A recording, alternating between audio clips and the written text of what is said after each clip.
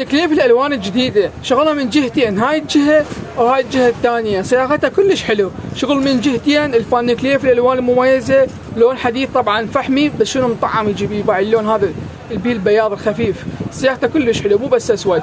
ابو الختم صياغته كلش حلو. ابو الختم الزنجير مالته ناعم، يكون عنق على الرقبه، اللون الماروني الدموي همتين يكون مطعم باللون هذا اللي وياه الابيض الخفيف الكلش، شغله من جهتين. والبنفسجي بعد احلى، وابو الختم هماتين شغله من جهتين، والزيتوني المرغوب دائما بالسوق كله شغل ابو الختم هذا شغله كلش حلو. باي عندي هنا موديل الفوكس الاسود، الصياغه مالته كلش حلو راقي، زنجير ناعم يكون عنق على الرقبه، فوكس الديل مالته مطعم بالكريستال الابيض، والعين همتين بالكريستال الابيض.